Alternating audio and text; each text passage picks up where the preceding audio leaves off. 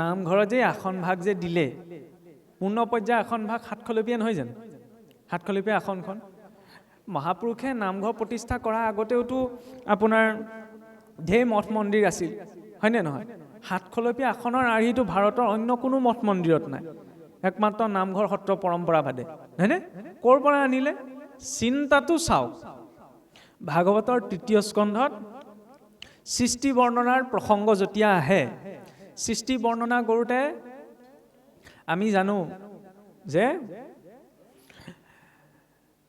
1935 চনত Edwin Hubble নামৰ এজন বিজ্ঞানীয়ে যেতিয়া মহাকাশলৈ এটা কথা লক্ষ্য কৰি দেখা পাইছিল যে আমাৰ সৌৰজগতৰ বাহিৰত যিমানবিলাক তাৰকা ৰাজ্য আছে সেই তাৰকা ৰাজ্যবিলাক ইখন সিখনৰ পৰা ক্ৰমাৎ আঁতৰি আঁতৰি গৈ আছে আৰু এই কথাটো যেতিয়া বিজ্ঞানৰ জগতলৈ আহিল যে তাৰকা ৰাজ্যবিলাক ইখন সিখনৰ পৰা আঁতৰি আঁতৰি গৈ আছে তাৰ পিছত এইটো চিন্তা কৰি গম পোৱা গ'ল যে আমাৰ বিশ্ব ব্ৰহ্মাণ্ডখন ক্ৰমাৎ প্ৰসাৰ হৈ আছে ৰবৰৰ বেণ্ডাল টানি দিলে যিদৰে বহল হৈ যায় তাৰকা ৰাজ্যবিলাকো মহাকাশত প্ৰসাৰ হৈ হৈ গৈ আছে ইখন সিখনৰ পৰা আঁতৰি আঁতৰি গৈ আছে তাৰ পিছত 1987 চনত পল ষ্টেইনহাৰ্ট নামৰ এজন বিজ্ঞানীৰ জৰিয়তে এটা থিয়ৰী আহিল যিটো থিয়ৰীয়ে এইটো কথা স্পষ্ট কৰিলে যে মহাকাশখনত যদি বিস্তাৰ হৈছে প্ৰসাৰণ হৈছে তাৰ অৰ্থ এইটো যে অতীতত এনেকুৱা এটা সময় আছিল যিটো সময়ত গোটেই তাৰকা ৰাজ্যবিলাক একেলগ হৈ আছিল নহয়নে প্ৰসাৰণ হৈ গৈ আছে আজিও হৈ গৈ আছে তাৰকা ৰাজ্য সব মহাকাশত ইখন সিখনৰ পৰা আঁতৰি গৈ আছে অতীতত যেতিয়া আমি যদি গৈ থাকোঁ তেতিয়াহ'লে এনেকুৱা এটা সময় পাম যিটো সময়ত সকলো তাৰকা ৰাজ্য এটা বিন্দুত আছিল যিটোকে আমি স্পেচ টাইম সিঙ্গুলাৰিটি বুলি কওঁ স্থান কালৰ একালিয়তা নহয়নে ভাগৱতত কি বৰ্ণনা কৰা হৈছে সদৈৱ সৌম্য ইদমগ্ৰ আছিত একমেৱ দ্বিতীয়ম যে সৃষ্টিৰ আদিতে সেই একমাত্ৰ এক ব্ৰহ্মই উপনিষদৰ মন্ত্ৰ যে সেই এক ব্ৰহ্মই স্থান কাল সকলোকে নিজত সমাবিষ্ট কৰি অদ্বৈত ৰূপত বৰ্তি আছিল হয়নে সেই অৱস্থাটো কি কোৱা হয় অব্যক্ত অৱস্থা য'ত কোনো স্থান কাল মায়াৰ কোনো অস্তিত্ব নাই সেইবাবে ষ্টিফেন হকিঙেও কৈছিল যে মহানাদ বা বিগ বেঙৰ আগতে কোনো সময়ৰ অস্তিত্বই নাছিল যাই হোক যে তাত বোলে এটা ডাঙৰ বিস্ফোৰণ হৈছিল মহানাদ বিস্ফোৰণ সেই বিস্ফোৰণটোৰ পাছতে সৃষ্টিখনে বিস্তাৰ লাভ কৰিবলৈ আৰম্ভ কৰিলে আমাৰ কোৱা হয় ইয়ত পিণ্ডে তৎ ব্ৰহ্মাণ্ডে পিণ্ড মানে হৈছে শৰীৰটো এই শৰীৰটোত যি আছে সেই সকলো বোলে বিশ্ব ব্ৰহ্মাণ্ডখনতো আছে সৃষ্টিৰ আৰম্ভণি ক'ত হৈছে অগ্নিত তাত এটা বিস্ফোৰণ হৈছে ন আৰু মহাপ্ৰলয়ৰ বৰ্ণনাত আহেগৈ সৃষ্টিখন ধ্বংসও হ'ব বোলে অগ্নিত মানুহৰ সৃষ্টি ক'ৰ পৰা হৈছে যেতিয়া মাতৃ গৰ্ভত পুৰুষৰ বীৰ্য আৰু স্ত্ৰীৰজ একেলগে হয় মাতৃগৰাকীৰ গৰ্ভৰ নিৰ্দিষ্ট উষ্ণতা নোপোৱালৈকে তাত ভ্ৰূণটোৰ বিকাশ সম্ভৱ নহয় অৰ্থাৎ অগ্নি তাতো আছে যিদৰে অগ্নি সৃষ্টিৰ আদিত আছিল মাতৃ গৰ্ভটো সেই একে অগ্নিয়ে আছে হয়নে আৰু আমাৰ সংস্কাৰ ক'ত হয়গৈ অন্তিম সংস্কাৰ অগ্নিতেইটো হয়গৈ অগ্নিয়ে এটা পদাৰ্থক স্থূল সূক্ষ্ম দুটা ৰূপত ভাগ কৰি দিব পাৰে নহয়নে আৰু আমি তামোল পাণটো ৱাক কৰোঁ চাকি গছ জ্বলাইহে নহয়নে চাকি গছ নজ্বলোৱাকৈ কোনেও তামোল পাণটো ৱাক নকৰে কিয় আমি চাকি গছক গুৰুবন্তী বুলি কওঁ আমি গুৰুবন্তী বুলি কওঁ কিন্তু তাত সাক্ষী ৰূপত কোন আছে অগ্নি অগ্নিক ঈশ্বৰৰ নেত্ৰ বুলি কোৱা হৈছে এতিয়া সৃষ্টিৰ বিকাশতে বিৰাট ব্ৰহ্মাণ্ডখন যেতিয়া প্ৰকট হ'ল তাৰে এটা গ্ৰহ আমি পৃথিৱীত আছো নহয়নে পৃথিৱীকে ধৰি হাজাৰখন 9টা গ্ৰহেৰে আমাৰ সৌৰমণ্ডল গঠিত বিজ্ঞানে জানিবা আত্মই কয় এনেকুৱাতো এখন সৌৰজগত নাই আমাৰ সূৰ্যটোতকৈ বহুত ডাঙৰ ডাঙৰ সৌৰজগত আছে ইণ্টাৰেষ্টিং লাগেনে যে ভাগৱতত কেৱল বহি পেলাই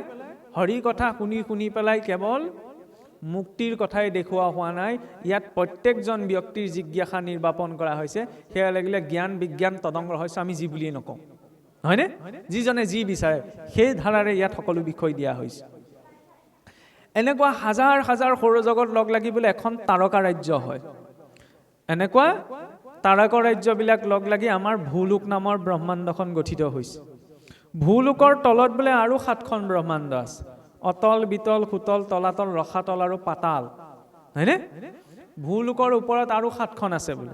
ভূলোক, সুৰলোক, মহৰলোক, জনলোক, তপলোক, সত্যলোক। হাতে হাতে মিলি বোলে 14খন ভুৱন সজ্জিত হৈ আছে। এইটো পেৰেলেল ইউনিভাৰ্চৰ কনচেপ্ট 19ৰ দশকৰহে। ভাগৱতে 1000 বছৰ আগৰ পৰা এই বিষয়ে তথ্য আমাক দি থৈছে। এতিয়া চাওক, গাঁও ঘৰত যেতিয়া কি হয়, আমিয়ে সৰুতে সেইটো গালি শুনিছিলোঁ। মায়ে যেতিয়া কিবা এটা খাবলৈ কয়, নাখাওঁ, প্ৰথম 2-3 বাৰ অকণমান মৰমত কয় আৰু খোৱা আহোন। যেতিয়া দেখে এইটো খুন চেলাই থাকিলে নহ'ব, এইটোৱে নাখায়, তেতিয়া কয় খালে খা, নহ'লে চৰৰ কোবত 14 ভুৱন দেখি যাবি।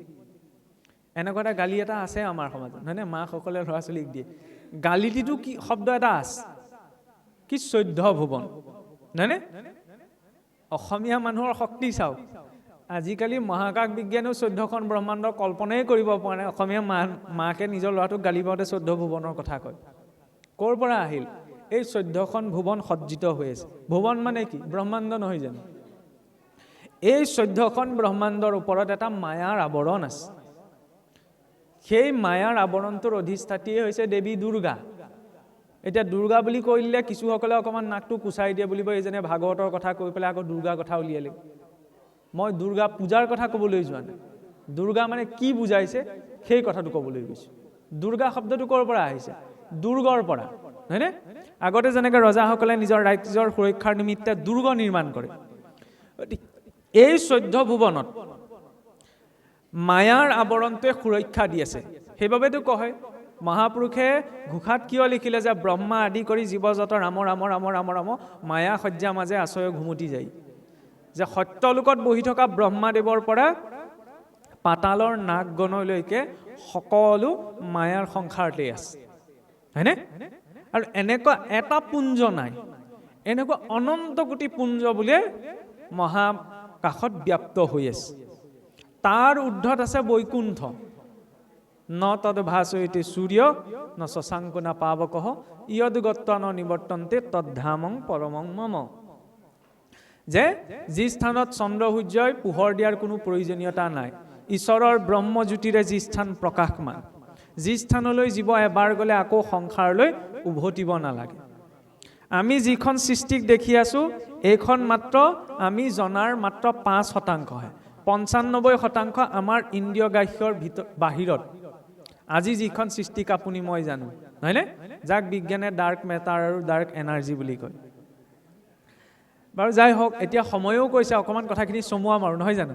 কাৰণ সময়লৈ কথা আছে আৰু সকলোৱে মনবিলাকলৈ মুখমণ্ডললৈ চাই বুজি পোৱা গৈছে। তাৰ পাছত সেই বৈকুণ্ঠৰ 7টি ভাগ, সেই 7টি ভাগৰ আৰ্হিত মহাপুৰুষে গাঁৱৰ নামঘৰত কি দিলে? 7 খলপীয়া সিংহাসনখন দিলে। তাৰে আধাৰত যেনিবা ঠাই সাপেক্ষে 2 খলপীয়া 3 খলপীয়া আসন স্থাপন কৰে, নহয়নে? কিয় দিলে 7 খলপীয়া আসনখন? তেতিয়াহ'লে ক'ৰ আৰ্হি? 14খন ব্ৰহ্মাণ্ডৰ বাহিৰৰ এখন ব্ৰহ্মাণ্ডৰ আৰ্হি। কিয় দিলে? যাতে দেখি পেলাই মনত পৰে জীৱ অন্তিম সময়ত তালৈকে উভতিব লাগিব। সেইবাবে মহাপুৰুষে এটি যোজনাত লিখিছে, বোলে বৈকুণ্ঠৰ পৰা আহোঁ একেলগে বাটত হেৰাল লগ, সত্যত এটা দাপৰত বিচাৰি কলিত পাইছোঁ লগ। বৈকুণ্ঠৰ পৰা বোলে আহোঁতে একেলগে আহিছিলোঁ, বাটত লগ হেৰাই থাকিল, সত্যত এটা দাপৰত বিচাৰি বিচাৰি এতিয়া কলিত লগ পাইছোঁ বোলে। জীৱৰ উৎপত্তি পৰমাত্মাৰ পৰা। পৰমাত্মা থাকে ক'ত? বৈকুণ্ঠত। আদিতে জীৱবিলাকো বোলে বৈকুণ্ঠতে আছিল, কিন্তু জীৱসকলে কি কৰিলে? এটা ইচ্ছা প্ৰকাশ কৰিলে যে আমিও অকণমান ভোগ কৰিব বিচাৰোঁ। তেতিয়া বোলে সংসাৰলৈ পঠাই দিলে। আৰু মায়াৰ আৱৰণটো ভেদ কৰি থৈ গুচি অহাৰ কাৰণে নিজৰ ঘৰখনৰ কথা পাহৰি থাকিলোঁ আমি।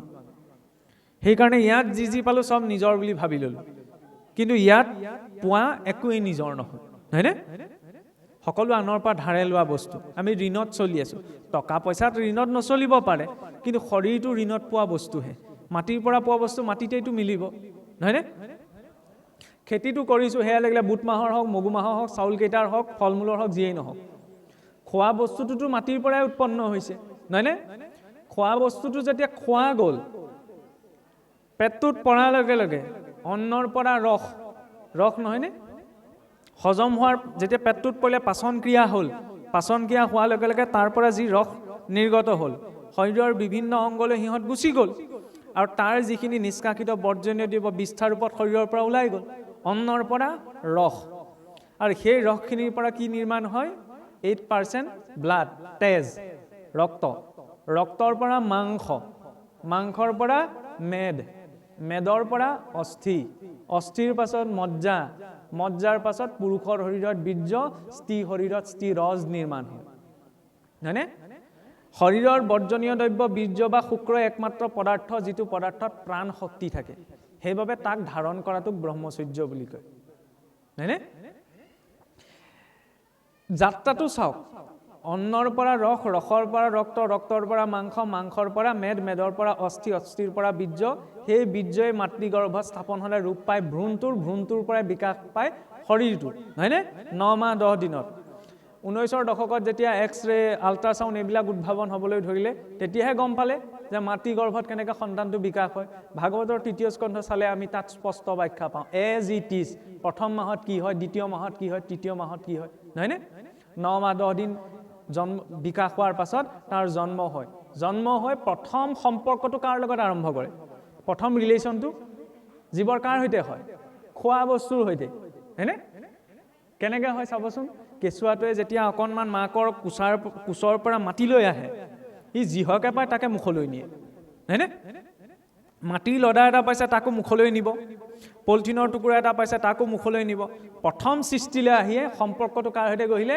খোৱা বস্তুৰ সৈতে মাকৰ সৈতেও গঢ়া নাই কিন্তু কাৰণ তেতিয়ালৈকে সি জানিব পৰা হোৱা নাই নহয় খোৱা বস্তুৰ সৈতে সেইবাবে শৰীৰটো প্ৰথম নিৰ্মাণ কিহে হয় বুলি কোৱা অন্নময় কোষ শৰীৰৰ পঞ্চকোষৰ প্ৰথমটো আৱৰণেই হয় অন্নৰ জৰিয়তে কিন্তু তাৰ গতিটো চাওক লাহেকৈ যেতিয়া খোজ কাঢ়িব পৰা হ'ল সিদিনালৈকে যিটো কেঁচুৱাই যিহকে পাইছিল তাকে মুখলৈ নিছিল খোজ কাঢ়িব পৰা হোৱাৰ লগে লগে মাকে আকৌ তাক খোৱাবলৈ পিছে দৌৰি ফুৰিব লাগে হয় নহয় সিদিনালৈকে যিহকে পাই তাকে মুখলৈ নিছিল এতিয়া কিয় দৌৰি ফুৰিব লগা হৈছে ইয়াৰ পাছত কি হয় আৰু অকণমান ডাঙৰ হোৱাৰ লগে লগে মাকে আৰু ভাল বস্তু ঘৰত বনাই থক ঘৰত মনটো নাথাকে কেনেকৈ ঘৰৰ পৰা বাহিৰলৈ ওলাই যাওঁ লগৰকেইটাৰ লগত খেলিবলৈ যাওঁ এইটো ভাৱ আহি যায় একেটাইটো আছে পৰিৱৰ্তন কিয় হৈছে এইটোকে শাস্ত্ৰত কোৱা হ'ল পঞ্চকোষ সিদ্ধান্ত বুলি পূৰ্বতে সেইকাৰণে ষ্টেপ ৱাইজ সন্তানটোৰ পালন পোষণ হৈছিল সংস্কাৰ আছিল ন গৰ্ভ সংস্কাৰ পুংসৱন হিমন্তুনয়ন জাতকৰ্ম নামকৰণ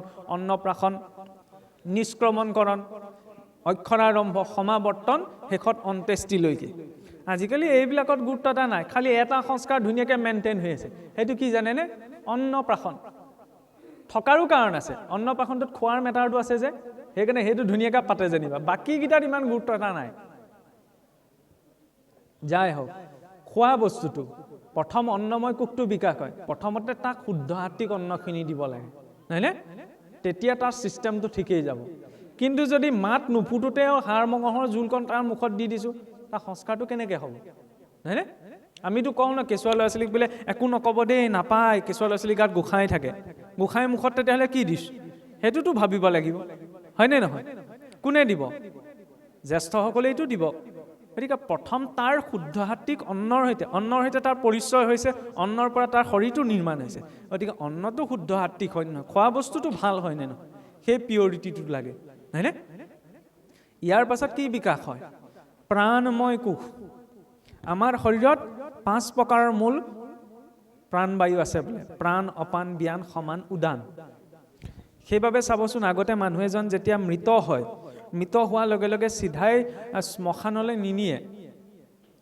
অতি কমেও 3 ঘণ্টা সময় তেখেতক মানে মৃত ব্যক্তিজনৰ শটো উলিয়াই তুলসীৰ তলত থয় আজিকালি মানুহৰ সময় নাই মৰিলে মাত্ৰ চিধাই জ্বলাই মেলি আজৰি কৰিব লাগে কিয় থয় মিনিমাম 3 ঘণ্টা কাৰণ মৃত্যু পালছ চলা বন্ধ হ'লেই নহয় মৃত্যু ব্ৰেইনটো ষ্টপ হৈ গ'লেই মৃত্যু হৈ নাযায় এইটো বৈজ্ঞানিকভাৱেও প্ৰমাণিত কেনেকৈ কাৰণ আমেৰিকা যুক্তৰাষ্ট্ৰৰ নেশ্যনেল বায়'টেকনলজি ইনফৰমেশ্যন ইনষ্টিটিউটৰ হাততেই এতিয়ালৈকে 90 লাখতকৈ বেছি এনেকুৱা কেছ ৰেজিষ্টাৰ্ড হৈ আছে য'ত ব্যক্তিসকলৰ 90 লাখ মানুহৰ মৃত্যুৰ সময়ত হোৱা অনুভৱ তাত ৰেকৰ্ডেড কৰা আছে আৰু 1992 কি 93 চনত এৰিজনাৰ নামৰ এখন ঠাইৰ এগৰাকী বিশ্ববিখ্যাত গায়িকাৰ ব্ৰেইন সাৰ্জাৰী কৰা হৈছিল, পাম ৰেইনল্ডছ বুলি। আৰু কথাটো কিয় টানি অনা হৈছে, আশ্চৰ্যকৰ কথা হ'ল এইটো যে এনাস্থেচিয়া দি তেওঁ ব্ৰেইনটো মাৰি লোৱাৰ পাছত, অপাৰেশ্যন কৰাৰ পাছতো কোনজন ডক্টৰে কি কৈছিল, কোনজন ডক্টৰে কেনেধৰণে কোনটো বস্তু আনিছিল, তেওঁলোকৰ মাজত কি কথোপকথন হৈছিল, তেওঁৰ গোটেই চাৰ্জাৰীটো কেনেকৈ হৈছিল, তেওঁ অৰ্থাৎ সচেতন হোৱাৰ পাছত তাৰ সম্পূৰ্ণ বৰ্ণনা দিব পাৰিছিল। তাৰ পৰা এটা কথা কনক্লুড কৰিব পাৰি বা সিদ্ধান্ত ল'ব পাৰি যে কেৱল ব্ৰেইনে কাম কৰা বন্ধ হৈ গ'লেই, হাৰ্টটোৱে কাম কৰা বন্ধ হৈ গ'লে মৃত্যু নহয়, হয়নে? আমিতো ইয়াৰ পৰা চেক কৰোঁ। আমাৰ সংস্কৃতিত, ভাগৱতৰ সংস্কৃতিত সেইকাৰণে কি কোৱা হ'ল যে প্ৰথম শৰীৰৰ পৰা প্ৰাণবায়ু ওলাই যায়, তাৰপিছত অপান বায়ু ওলায়, তাৰপিছত উদান বায়ু ওলায়, তাৰপিছত ব্যান বায়ু ওলায়, তাৰপিছত সমান বায়ু ওলায়। সমান বায়ুৰ অধিষ্ঠান হৈছে নাভি, সেইবাবে মৃত্যুৰ অধিষ্ঠান নাভিত বুলি কোৱা হৈছে। সেইবাবে যেতিয়ালৈকে পঞ্চপ্ৰাণ ওলাই নাযায় তেতিয়ালৈকে তেওঁ দাহ সংস্কাৰ কৰিবলৈ নিয়া নহয়। কাৰণ মৃত্যু খন্তেকতে এটা প্ৰক্ৰিয়া নহয়, জীৱনটোহে খন্তেকীয়া। জীৱনটো কেতিয়া? যেতিয়া মাতৃগৰ্ভত গৈ জীৱটো প্ৰৱেশ কৰিছে ৪ৰ্থ মাহত, আৰু যেতিয়া এই শৰীৰটো এৰি গুচি যাব, সেই দুটা সময়হে জীৱন। বাকী এই চোৱা কি মৃত্যু, মৰি মৰি গৈ আছো ন, এতিয়াওতো মৰি আছো প্ৰতি ছেকেণ্ড। শুনিবলৈ বেয়া লাগিব, হজম কৰিবলৈ অকণমান আমাৰ টান হ'ব পাৰে, কিন্তু মৰি এতিয়াও আছো। কিন্তু এই মৃত্যুটোক মুক্তিলৈ ৰূপান্তৰ কৰিব পৰা হৈছে সাৰ্থকতা। তাৰ কাৰণে সাংঘাতিক সাধনা বা উপাসনা কৰিব নালাগে, তাৰ কাৰণে বুজিটো লাগে, বুজি পাব লাগে যে এই সময়কণক মই কেনেকৈ প্ৰয়োগ কৰোঁ। কেনেকৈ প্ৰয়োগ কৰোঁ মানে খাই বৈ জীয়াই থকা এইটো কথাই কোৱা হোৱা নাই, তেনেকৈতো বাকীবিলাকো আছে, কিবা এটাতো বিশেষত্ব আছে ন, বিশেষ গুণ কিবা এটা কোনোবাখিনিত দিয়া গৈছে, সেইটো বুজি পোৱাটো প্ৰয়োজন ন। এইটো কোনেও বুজাই নিদিয়ে যে আপোনাৰ জীৱনত কি বিশেষ, পথটো নিজে আগবাঢ়িব লাগিব। অলপ আগত পাঠে এটা কথা উল্লেখ কৰি থৈ গ'ল যে পৰ্বতসকলে যেহেন নকৰে সৰ্বঠাইত জলদান, যেন জ্ঞানী গুৰু শিষ্যত নকহে সকলো গুপুত জ্ঞান। পৰ্বতবিলাকে যিদৰে সকলো ঠাইতে জলদান নকৰে, ঠিক তেনেদৰে জ্ঞানী গুৰুজনেও শিষ্যত সকলো গুপুত জ্ঞান নকয়। কাৰণ কিয়? যাত্ৰাটো নিজৰ যাত্ৰাতহে প্ৰাপ্ত হ'ব, কোনেও ইয়াত ওপৰত দি দিলে কোনেও একো প্ৰাপ্ত কৰিব নোৱাৰে। প্ৰাণময় কোষৰ পাছতে কি বিকাশ হয়? মনোময় কোষ, হয়নে? সেইখিনি সময়ত মনটো অকণমান চঞ্চল হ'বলৈ আৰম্ভ কৰে। তথাকথিত আমি স্কুলত সেইটো পঢ়ি আহিলোঁ কি কৈশোৰ কাল বুলি, হয়নে? কৈশোৰ কাল শব্দটো অহাৰ লগে লগে জ্যেষ্ঠজনেই হওক কনিষ্ঠজনেই হওক স্কুলত সদায় এটা কথাই পঢ়ুৱাই অহা হ'ল, স্কুলত সদায় এটা কথাই দেখুৱাই অহা হ'ল যে কৈশোৰ কালত যুৱক যুৱতীয়ে কি প্ৰজনন ক্ষমতা লাভ কৰে, হয়নে? তাৰ না আগত একো নাই না পাছত একো নাই, হয়নে? কৈশোৰ কালৰ পুৰুষাৰ্থ কোনখিনিত? এটা নতুন চিন্তা শক্তি পায়, স্বাধীনভাৱে সকলো কথা ভাবিবলৈ আৰম্ভ কৰে, সেইখিনি সময়ত, হয়নে? সেইখিনি সময়ত যদি গাইডটো অকণ বেয়া হৈ যায় তেতিয়া তাৰপিছত আৰু কিবা কিবি দিও ঠিক কৰিব পৰা নাযায়, হয়নে? সেইখিনি সময় ভাজ লোৱা সময়। ভাগৱতৰ মাৰ্গত সেই পৰম্পৰাটো বা সেই সময়খিনি কেনেকৈ প্ৰয়োগ কৰা হয়? আগতে কি ব্যৱস্থা আছিল? যেতিয়াই মনোময় কোষটো বিকাশ হয়, হয়নে, মনটো বিকাশ হ'বলৈ আৰম্ভ কৰে, সেই কৈশোৰ অৱস্থা প্ৰাপ্ত কৰে, গুৰু ঘৰত গৈ থৈ আহেগৈ। আগতে গুৰুকুলৰ পৰম্পৰা আছিল, আজিকালিতো নাই ন। গতিকে এতিয়াতো আমি আকৌ গুৰুকুল বিচাৰি ক'তো যাব নোৱাৰোঁ বা তেনেকুৱা ব্যৱস্থা সহজতে নাই। সেইখিনি সময়ত সেই শিশুটিক, সেই বালকটিক, সেই ছাত্ৰগৰাকীক, সেই ছাত্ৰীগৰাকীক জীৱনটোৰ প্ৰতিটো অৱস্থাতে কেনেধৰণে চলিব তাৰ সম্পূৰ্ণ জ্ঞান গুৰুকুলত দিয়া হৈছিল, হয়নে?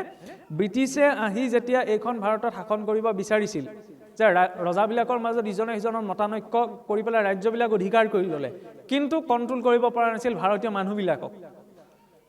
আৰু তাৰ ওপৰত ছাৰ্ভে কৰিবলৈ যেতিয়া ব্ৰিটিছ এডুকেশ্যন মিনিষ্টাৰ লৰ্ড মেকলেক পঠিওৱা হৈছিল, তেতিয়া লৰ্ড মেকলে ভিক্টৰিয়ালে ৰিপৰ্ট লিখোঁতে তাত এটা কথা লিখিছিল যে ভাৰতীয় মানুহখিনিক আমি ব্ৰিটিছ চৰকাৰ অধীন কৰিবলৈ হ'লে এওঁলোকৰ শিক্ষা ব্যৱস্থাটো আমি আঁতৰাব লাগিব। এওঁলোকৰ মন মগজুত এইটো ভৰাব লাগিব যে এওঁলোকে যিখিনি শিক্ষা ব্যৱস্থা পৰম্পৰা পালন কৰি আছে সেইখিনি আউটডেটেড। নতুন সংস্কৃতি, আধুনিক সংস্কৃতি আমাৰ হাততে আছে, গতিকে আমাৰখিনি লওক। আৰু সেইটোৱেই কৰিলে, গুৰুকুলৰ পৰম্পৰা নষ্ট কৰি দিলে। ভাৰতীয় সভ্যতা সংস্কৃতিৰ যিটো পৰম্পৰা ধাৰাত চলিছিল সেইখিনি নাইকিয়া হৈ গ'ল। সেইকাৰণে আমি টেক্সট বুকত আগতে ভাল আছিল, হয়নে? আমাৰ জ্যেষ্ঠসকলে পাইছে চাগে নীতি বচন বুলিও এখন সৰু কিতাপ আছিল য'ত ল'ৰা ছোৱালীক নীতি শিক্ষাটো তাৰ পৰা দিয়া হৈছিল আজিকালি সেইবিলাক নাই আজিকালি ৰোমেণ্টিক পয়েট আহিলে হয়নে সেইটো ভুল কথা নহয় কিন্তু মাইণ্ডটোত কি সোমাব সেইটোতো বিচাৰ কৰিব লাগিব যিটো চাৰ্ভ কৰা হ'ব সেইটো মই তাক চাৰ্ভ কৰিম এই কৈশোৰ কালতে আজিৰ পৰা 1000 বছৰ আগতে বালক নাচিকেইটাই যমৰ দ্বাৰত উপস্থিত হৈ ব্ৰহ্মজ্ঞানৰ জিজ্ঞাসা প্ৰকাশ কৰিছিল তেওঁৰ ওচৰত অপশ্যন আছিল যমে অপশ্যন দিছিল যে তুমি এইবোৰ ব্ৰহ্মজ্ঞানৰ কথা বাদ দিয়া তোমাৰ এতিয়া বয়স হোৱা নাই তোমাক তাৰ বাহিৰে সহস্ৰ যুগৰ বাবে ভোগ দি দিছোঁ তুমি যি ইচ্ছা তাকেই লৈ লোৱা কিন্তু তেওঁ চইচ কৰিব পাৰিছিল যে নহয় সেইখিনিতো অস্থায়ী আমি লোৱাহেঁতেন কি ল'লোহেঁতেন এই ব্ৰহ্মবিদ্যা ব্ৰহ্মজ্ঞান এইবিলাক পাছত পাম প্ৰথমতে ভোগ কৰি লওঁ নহয় ইমান ক্লেৰিটি আছিল নহয়নে সেই অৱস্থাতে 18 বছৰ এজন শিশুৱে আজি আমি যি ভাগৱত পাইছোঁ যি গীতা দেখিবলৈ পাইছোঁ এই ভাগৱত গীতা একো নাথাকিলেহেঁতেন আজিৰ পৰা 2,500 বছৰ আগতে যদি শংকৰাচাৰ্যই সেই দক্ষিণ ভাৰতৰ পৰা যাত্ৰা আৰম্ভ কৰি শাস্ত্ৰসমূহ সংৰক্ষণৰ বাবে 4 দিশত 4টা মঠ স্থাপন নকৰিলেহেঁতেন আজিকালি ডাঙৰ ডাঙৰ ছেমিনাৰ হৈ থাকে এণ্টাৰপ্ৰিনাৰশ্বিপ ডেভেলপমেণ্টৰ আগত আজিৰ পৰা 250 বছৰ আগতে ভাৰতবৰ্ষক ধৰ্মীয় দিশৰ পৰা সুৰক্ষা দিবলৈ 4 দিশত 4টা মঠ স্থাপন কৰাটো এজন মানুহে খোজকাঢ়ি সম্ভৱ নহয় আমি অনুষ্ঠান স্থাপন কৰিয়ে আছোঁ হয়নে নতুন নতুন অনুষ্ঠান মই ইচ্ছা কৰিলে 5 জনলৈ নতুন অনুষ্ঠান এটা উলিয়াই দিব পাৰোঁ বৰ ভাল নহয় আজিকালি অনুষ্ঠান উলিয়াবলৈ কিন্তু কাম একো হোৱা নাই মানুহবোৰ এক হ'ব পৰা নাই আমাৰ বিফলতাটো সেইখিনিত হয়নে কাৰণ আমি ভেদ দৃষ্টিহে দি আছোঁ আমুকলৈ নাযাব আমুকটো আমাৰ লগত নিমিলে তেখেত আমুকৰহে এখেত আমুকৰহে সেই ভেদ দৃষ্টিটোৱে আমাক সম্পূৰ্ণ পথৰ পৰা ভ্ৰষ্ট কৰি গৈ আছে আৰু এই য'ত উদ্দেশ্যটো মহৎ হয় তাত কাহানিও মিল নথকা দুজনো একেলগে থাকিবলৈ বাধ্য হৈ যায় সমুদ্ৰ মন্থন অসুৰে দেৱতাক দেখিব নোৱাৰে দেৱতাই অসুৰক দেখিব নোৱাৰে মুখেই নাচায় একেলগে সাগৰে জৰি দধিমথোতে জৰিত ধৰা দি ইটোৱে সিটোৱে পক্ষত আপোনাৰ বাসুকীক জৰি কৰি পেলাই সাগৰ মঠি থাকিব পাৰিলে অবজেকশ্যন কিয় নধৰিলে যে য'ত দেৱতা থাকিব তাত আমি অসুৰ নাথাকোঁ য'ত অসুৰ থাকিব তাত আমি দেৱতাই ভৰি দিবলৈ নাযাওঁ আমাৰতো হৈ থাকে নহয় তেনেকুৱা কিছুমান আমুকলৈ মই নাযাওঁ আমুক আহিলে হয় নহয় সমাজৰ বাদ দিয়ক কেতিয়াবা পৰিয়ালতো হৈ যায় কাৰণ লক্ষ্যটো শ্ৰেষ্ঠ আছিল সৰু বস্তু বিচৰা নাছিল অমৃত যেতিয়া জীৱনৰ লক্ষ্যটো শ্ৰেষ্ঠ হয় তেতিয়া সৰু সুৰা অবুজাবুজি ভুল বুজাবুজি এইবিলাকে ক্ৰিয়া নকৰে সেইবিলাক উপৰি যায় সেইকাৰণে লক্ষ্যটো ডাঙৰ হ'ব লাগে যাই হওক এতিয়া এই প্ৰসংগলৈ আহক যে 2,500 বছৰ সমসাময়িকভাৱে আমি চাওক আমাৰ জীৱনত যদি কিবা এটা পোৱা নোপোৱা হয় তেতিয়া আমাৰ আৰ্গুমেণ্টবিলাক বহুত হয় মোৰ যদি আমুকটো তেতিয়া মই পালোহেঁতেন মই আমুকটো কৰিব পাৰিলোহেঁতেন আমুকটো যদি মোৰ হ'লহেঁতেন মই তামুকটো কাম কৰিব পাৰিলোহেঁতেন কিন্তু এইখন ভাৰততে এজন ঋষি জন্ম হৈছিল ঋষি বুলি ক'লে আমাৰ মানুহে ভাবে এই দাড়ি দীঘল জটা দীঘল কাম বন নাই গছৰ তলত বহি আছে তেনেকুৱা বুলি ভাবে কিন্তু তেওঁলোকৰ সমান বৈজ্ঞানিক তেওঁলোকৰ সমান দাৰ্শনিক তেওঁলোকৰ সমান চিন্তাবিদ না অতীতত হৈছিল না এতিয়া হৈছিল না ভৱিষ্যতে হ'ব প্ৰমাণ কি আপুনি চাব পাৰে যে উৰাজাহাজ কোনে বনাইছিল অৰভিল ৰাইট আৰু উইলবাৰ ৰাইট নহয় জানো ৰাইট ভাতৃদ্বয় নহয় জানো কিন্তু তেওঁলোকে উৰাজাহাজ বনোৱাৰ আগত 1895 চনতে শিৱকৰ বাপুজী তলপৰ্ণী নামৰ এজন ভাৰতীয় ব্যক্তিয়ে ঋষি ভৰদ্বাজে লিখি থৈ যোৱা বিমান শাস্ত্ৰ পঢ়ি বিমান বনাইছিল খালি পেটেণ্টটো নহ'ল পেটেণ্টটো নোহোৱাৰ কাৰণে স্বীকৃতিটো উইলবাৰ আৰু অৰভিল ৰাইটে পালে কিন্তু সেইটো তথ্য হয় নহয়নে শাস্ত্ৰ বুলি ক'লে কেৱল আমি নীতি পৰম্পৰাই নুবুজোঁ ইয়াত এৰনেটিক্সো আছে আৰু য'ত কোৱা হৈছে গণিতম মূৰ্ধনিষ্ঠিতম কোনোবা ধৰ্ম শুনিছে কোনোবা ধৰ্মৰ বোলে একেবাৰে শীৰ্ষত গণিত আছে নাই ইয়াতহে শুনিবলৈ পাব কাৰণ ইয়াত গণিত নোহোৱাকৈ একো কাম নহয় বেদীখন বনাবলৈ যাওঁতে ইয়াতো গণিত আছে খালি ইমান পাৰফেকশ্যনত আমি কৰিবগৈ নোৱাৰোঁ ভাগৱতৰ ভেটিভাগ বনাবলৈ যাওঁতে তাতো গণিত আছে নামঘৰ ভাগ বনাবলৈ যাওঁতে ইয়াতো গণিত আছে নহয়নে গণিতৰ জৰিয়তেই গোটেই সৃষ্টিখন চলি আছে কিছুমান সূত্ৰত নহয়নে আৰু তাক অৱলম্বন কৰিয়ে আজিলৈকে গণিতৰ ক্ষেত্ৰখনত পৃথিৱীৰ আটাইতকৈ শ্ৰেষ্ঠ গণিতজ্ঞ কোন শ্ৰীনিবাস ৰামানুজন নহয়নে 32 বছৰীয়া এজন যুৱক তেওঁ এটা কথা স্পষ্ট ৰূপত প্ৰকাশ কৰি থৈ গৈছিল আজিও সেইটো স্পীচ আছে যে মোৰ বাবে কোনো গাণিতিক সূত্ৰ তেতিয়ালৈকে মূল্যহীন যেতিয়ালৈকে সি ঈশ্বৰৰ অস্তিত্ব নিৰূপণক স্বীকাৰ নকৰে তেওঁলোক কি অজ্ঞানী আছিল নি আজিকালি মানুহে লাগি থাকে ভগৱান আছে নাই যুক্তি তৰ্ক কৰিবলৈ ভূ পণ্ডিত হয়নে তেওঁলোকক চাব লাগে মহাজন ইয়েনে কথা স্বপন্থ পদাৰ্থ বিজ্ঞানৰ এটা নতুন শাখাই যি ধাৰাৰ পৰা ওলাইছিল কোৱান্টাম পদাৰ্থবিদ্যা জনক নিলছ বৰ মেক্স প্লাংক যেতিয়া তেওঁলোকক সোধা গৈছিল যে আপোনালোকে এনেকুৱা এটা ধাৰণা ক'ৰ পৰা পালে তেতিয়া কাৰ কথা কৈছিল বেদান্ত উপনিষদসমূহৰ কথা যে ভাৰতীয় সংস্কৃতিৰ উপনিষদ পঢ়ি আমি এনেকুৱা এটা কনচেপ্টৰ আইডিয়া পাইছিলোঁ বাদ দিয়ক 1945 চনত যেতিয়া পোনপ্ৰথম পৰমাণু বোমা পৰীক্ষণ কৰা হৈছিল আমেৰিকাৰ কথা কৈ থাকোঁ হাত সাগৰ তেৰ নদী পাৰত আছে বুলি হয়নে খ্ৰীষ্টান মানুহ জুলিয়াছ ৰবাৰ্ট অপেনহাইমাৰ সেইসকলৰ কথা কোৱা নাই যিকেইজনে দুটামান টকাৰ কাৰণে কিবা এটা লাভৰ কাৰণে নিজৰ সমাজ সংস্কৃতি ত্যাগ কৰিছে আৰে কিমান ত্যাগ কৰি থৈ গৈছে যিটো স্বীকাৰ আজিৰ পৰা শ বছৰ আগতে কৰি থৈ গৈছে তেওঁৰ মুখৰ পৰা ওলাব লাগিছিল বাইবেলৰ কথা হয়নে খ্ৰীষ্টান মানুহ হাত সাগৰ তেৰ নদী পাৰত প্ৰথম যেতিয়া পৰমাণু বোমাৰ পৰীক্ষণ কৰিছে বিস্ফোৰণটো আছে মুখৰ পৰা ওলাইছে কি গীতাৰ বিশ্বৰূপ দৰ্শনৰ শ্লোক আৰে আমাৰ ল'ৰা ছোৱালী ঘোষা ফাঁকি গাবলৈ কওক গৈছোঁ আমাৰ দয়াময় কৃষ্ণ নহয় অকৃষ্ণই হৈ থাকে হয়নে বুদ্ধকল্পী নামে দশ নহয় দৰ্শয়ে হৈ থাকে সেইফালে 19ৰ দশকতে কি হ'ল চাওক হয়নে আৰু ওচৰলৈ আহক আজি পদাৰ্থ বিজ্ঞানৰ ক্ষেত্ৰত আটাইতকৈ পদাৰ্থ বিজ্ঞানৰ যিটো উচ্চস্তৰীয় গৱেষণাগাৰ চাৰ্ন ছুইজাৰলেণ্ডত আছে গোটেই সোপা খ্ৰীষ্টান বিজ্ঞানী সৰহসংখ্যক 80% খ্ৰীষ্টান মূলৰ বিজ্ঞানী হয়নে অন্য দেশৰ বা অন্য মূলৰ বহুত কম সংখ্যকে আছে 40% তাৰ সন্মুখত 12 ফুট 8 ফুট কি 9 ফুট মই সংখ্যাটো পাহৰি গৈছোঁ এটা নটৰাজৰ মূৰ্তি স্থাপন কৰা আছে মই ইয়াৰ কথা কৈ ভাগৱতৰ কথা কৈ মহাদেৱলৈ টানি লৈ যোৱা নাই কিছুসকলৰ মগজত এনেকুৱা ভাইৰাছ সোমাই থাকে বুলিব সেইফালে পুনাইছোঁ বুলি ভাবি লয় ইয়াত নহয় এই ইয়াতহে ক'ব যিটোত প্ৰচাৰ হৈ আছে এইটোত কৈ থাকিব কিয় কোৱা হৈছে ভাৰতীয় সংস্কৃতিৰ শিপাডাল কিমানলৈকে আছে চাওঁ তাত কাৰ্ল চেগান পদাৰ্থ বিজ্ঞানৰ এজন আধুনিক পদাৰ্থ বিজ্ঞানৰ এজন ষ্টিফেন হকিঙৰ পাছতে যাৰ নাম লোৱা যায় সেই নটৰাজৰ মূৰ্তিটো কিয় স্থাপন কৰা আছে যে নটৰাজৰ যিটো তাণ্ডৱ নৃত্য সেই তাণ্ডৱ নৃত্যটো অনুপৰমাণুৰ ভিতৰত হোৱাও এটা ৰিয়েকশ্যনৰ লগত তুলনা কৰি কস্মিক ডেন্স অফ শিৱা বুলি তলত কোটেশ্যন এটা লিখা আছে গ্ৰীচ এথেন্সৰ সভ্যতা তাতোতকৈতো আগত হৈছিল বুলি কয় তেওঁলোকৰো কিবা প্ৰতীক ৰাখিব পাৰিলেহেঁতেন নাই ৰখা ন স্বীকাৰ কৰিছে হয়নে নহয়